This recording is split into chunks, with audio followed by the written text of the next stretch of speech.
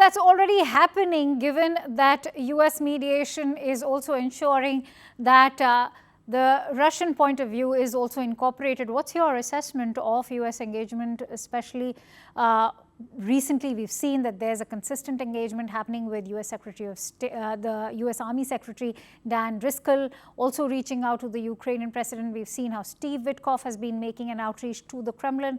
What's your assessment with Ukraine? Does Ukraine believe that they've been pro-Kremlin?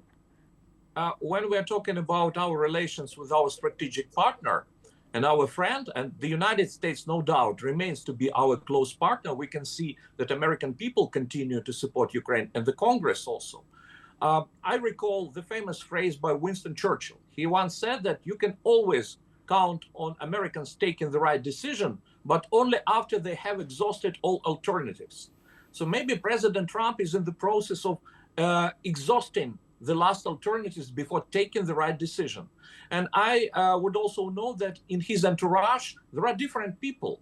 Of course, there is Mr. Witkoff, who tends to follow Russian narratives, which is dangerous for American national interests. But there are other people with more strategic thinking who understand that to continue to support Ukraine is in the best national interest of the United States.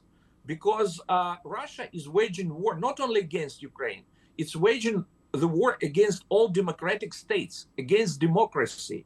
And that's why I firmly believe that we as democratic countries, including India, the biggest democracy in the world, we should be on the side of international law, UN Charter, and we should be united in our reaction against aggression, because the crime of aggression under international law is a crime against all countries in the world.